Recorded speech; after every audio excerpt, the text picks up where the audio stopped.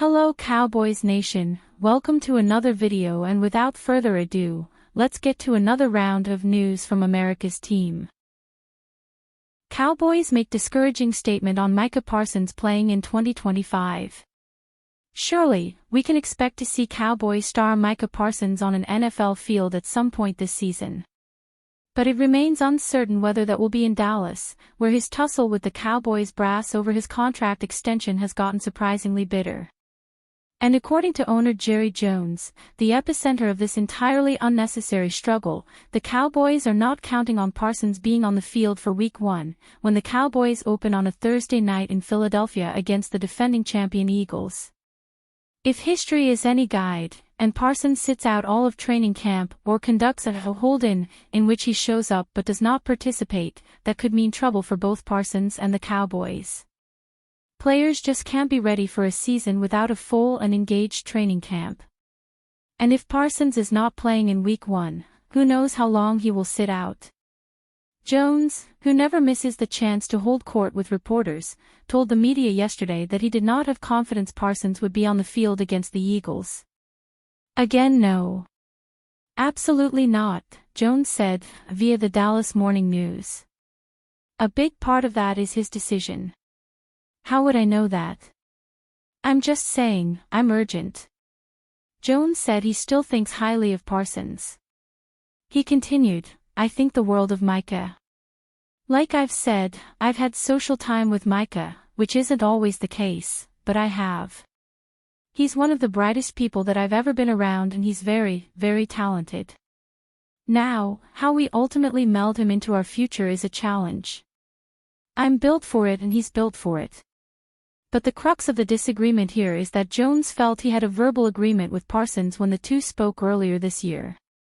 Parsons, who has a $24 million contract in place for his fifth-year option in 2025, has been willing and even eager to re-sign with the Cowboys.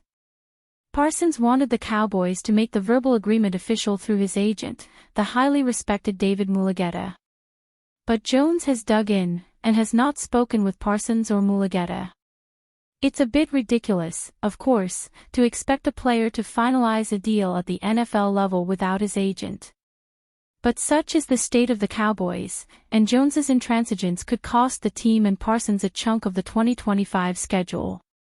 We've seen this movie before, of course, from the Cowboys. They waited until the team's opener to sign star quarterback Dak Prescott in 2024, and waited until there was just a week left before the season to sign receiver CeeDee Lamb. Prescott participated in camp, and Lamb did not. Lamb, of course, struggled early in the year. He wound up with 101 catches and 1,194 yards last season, but averaged a pedestrian 5.0 catches and 75.6 yards in the team's first 5 games. That's the concern about Parsons and the Cowboys' 2025 season. The Cowboys' defense is thin and desperately needs Parsons to be on the field and at his best, and there's plenty of evidence that players who miss camp inevitably start slowly. The Cowboys can't afford that. But with less than a month to go, that's where the situation is heading. Jerry Jones continues bungling the Cowboys' salary cap space. For someone who has made a career making impressive business deals, Dallas Cowboys owner Jerry Jones continues to stumble when it comes to locking up his players.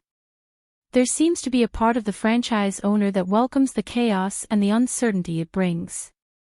Perhaps understanding the team is no longer winning games of note, Jones has fallen into the trap of believing any press is good press. It is a mess brought to Dallas fans thanks to the one and only Jerry Jones. The owner often lauds the fact that he pays his players even in this negotiation, pointing to deals for CeeDee Lamb and Dak Prescott as evidence. However, what this somehow ignores is the fact that both deals followed the exact same script. The entire fan base knew both players were overdue for a contract, and Jones dug his heels in waiting until the last possible moment to pay his players. Hardly an advisable strategy in a market that is constantly being reset. It costs the Cowboys millions of dollars in both deals that could have easily been used on much-needed depth. The deals Jerry points to in an attempt to make his point on the Parsons debacle point out a continual problem for the franchise. Waiting to pay your star players until the last possible moment screams franchise malpractice in a league where every dollar matters. To further this point, look back and consider how much cheaper a deal for Parsons would have been an off-season ago. This was before Myles Garrett and then T.J. Watt reset the market and gave the Dallas Star incredible leverage. The price has been set, and there are a myriad of teams willing to meet it if the Cowboys won't pay.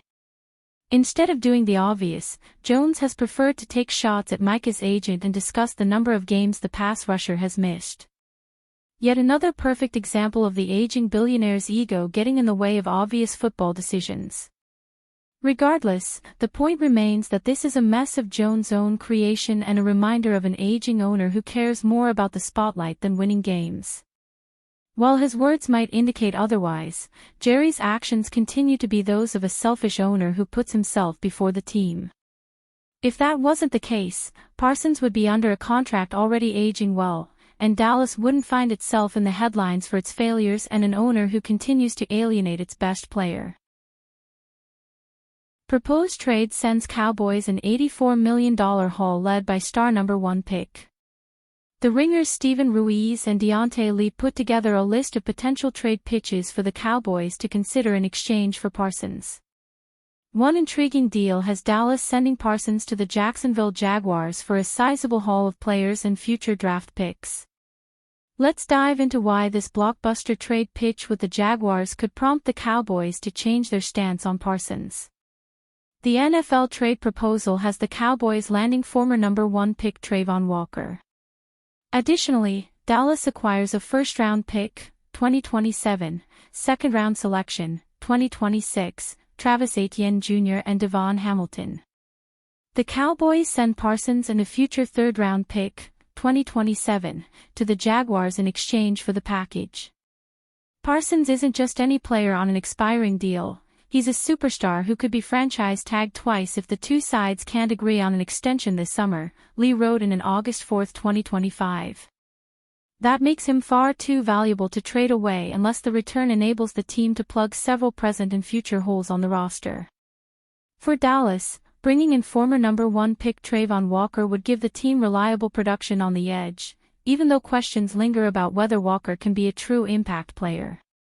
Etienne would help make Dallas's run game more efficient and could benefit from playing in a pass-heavy offense.